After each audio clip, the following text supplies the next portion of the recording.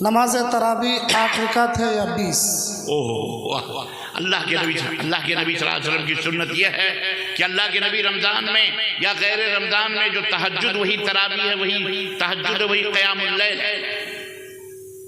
وہی صلاۃ اللیل، اللہ کے نبی 8 رکعت سے نہ کم کرتے تھے نہ زیادہ کرتے تھے، 3 رکعت اس کے ساتھ وتر یعنی 11 رکعت ہو جاتے۔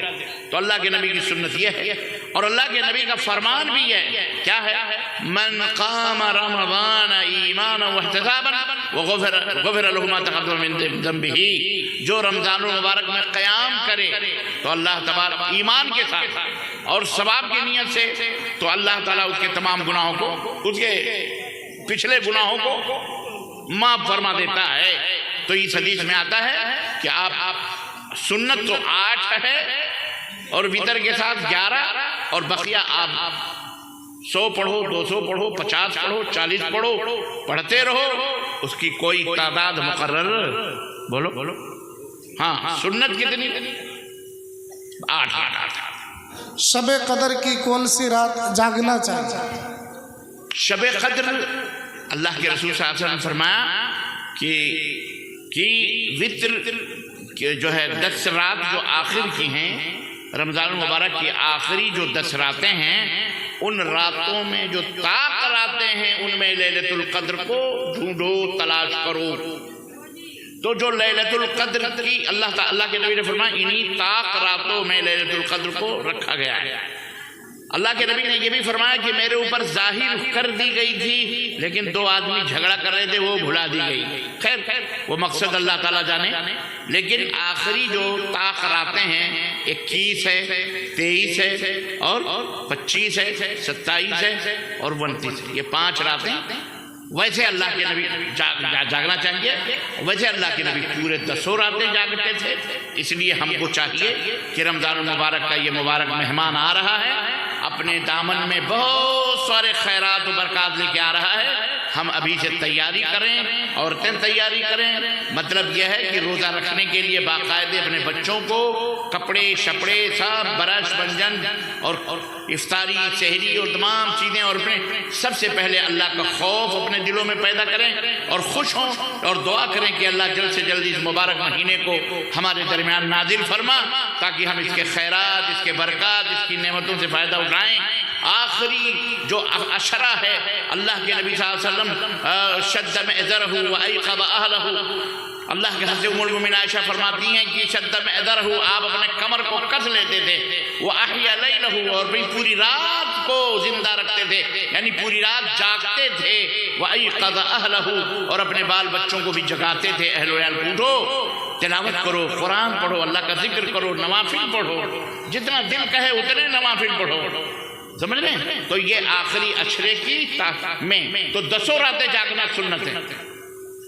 کچھ لوگ ہمارے یہاں بھی کیٹیگریاں ہو گئی، اچھی کیٹیگری تو یہ ہے جو 10 رات جاگتی ہے، اس میں داؤں مارنے والی کیٹیگری ہے، کہتی ہے نہیں طاق راتوں کو جاگو، ایک رات چھوڑ دیں دوسری رات، یعنی صرف 21 کو 23 کو 25 کو 27 کو مار لو داؤں، اسی میں طاق راتوں میں ہمیں مل جائے گی۔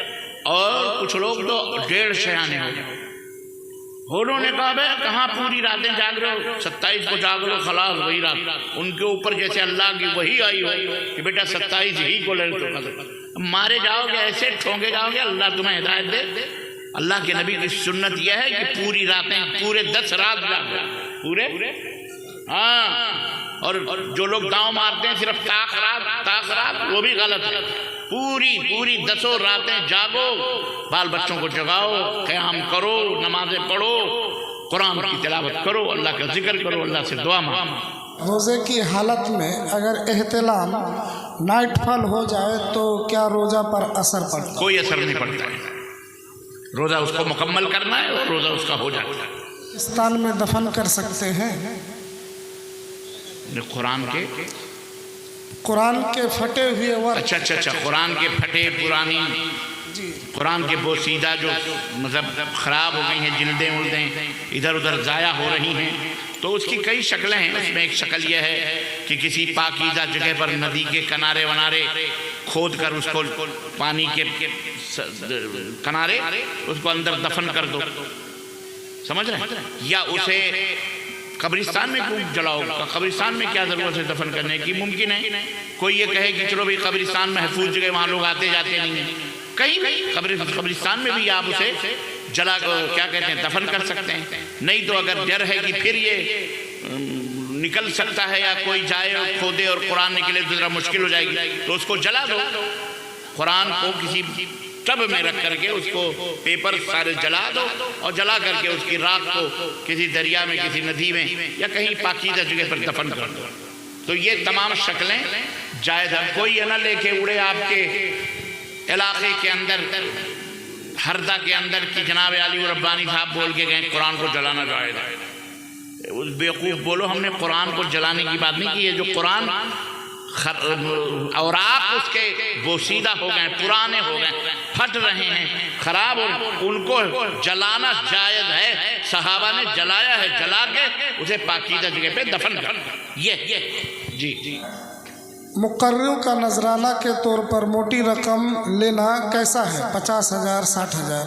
اللہ تعالیٰ نے آپ کو دیا ہے تو 10 لاکھ تو 50 لاکھ تو اللہ نے نوازا ہے، تو 10 روپے تو نہیں نوازا ہے تو مت دو۔ جو بھی ہے اللہ تو اس کو مت بلاؤ، اس کو مت بلاؤ، بولو ہم کرایہ بھاڑا ہے ہمارے بھائی اتنا دیتے ہیں، جتنا کرایہ بھاڑا تو کم از کم دو گے، بیچارہ کرایہ بھاڑا دے کے نہیں آئے گا تو آخر مقرر ہو یا مولوی ہو تو کرایہ بھاڑا دے کے آئے گا کہ نہیں آئے گا؟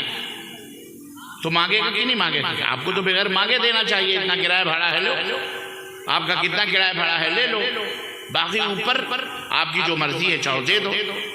اس کے بھی بال بچے ہیں، آج اتنی دشمنی کیوں کر رہے ہیں مقرر سے بیچارے؟ اب یہ کہو کہ کوئی آپ سے آپ کا گھر مانگ رہا ہے، گاڑی مانگ رہا ہے،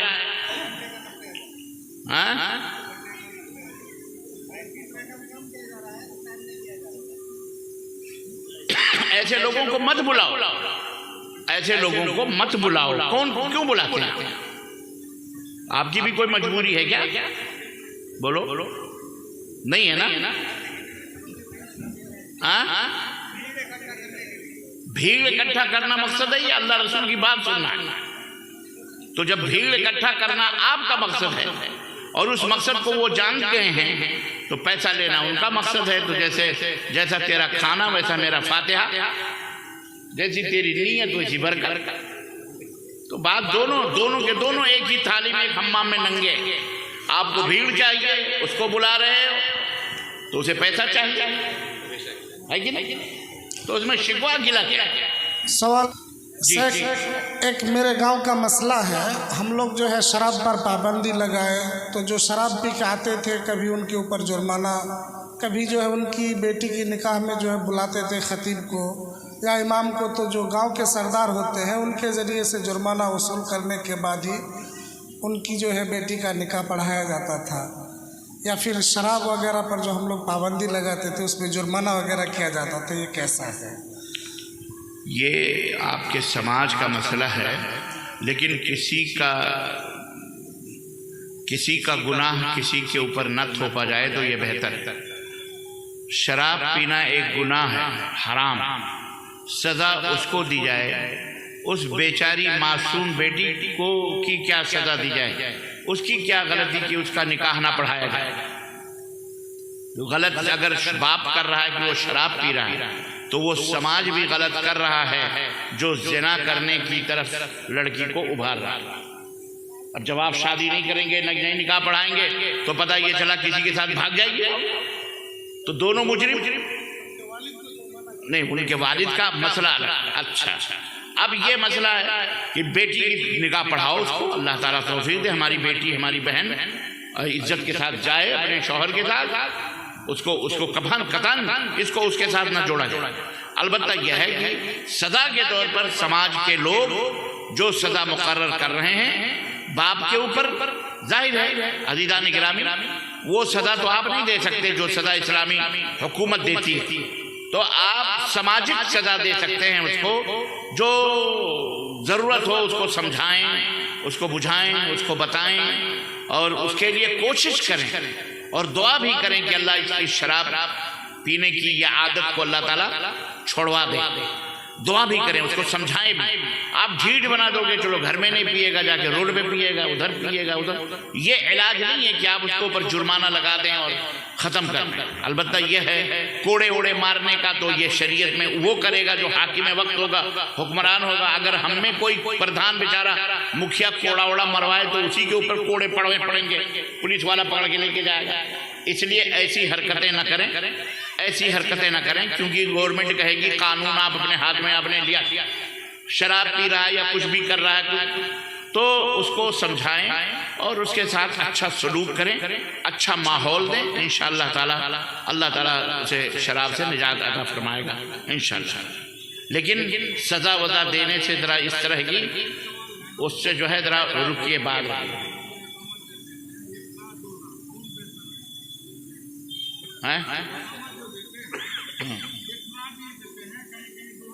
اچھا اچھا، ہاں ہاں ٹھیک، جزاک اللہ خیر۔ تو ہو گیا بھیا یہ سوال۔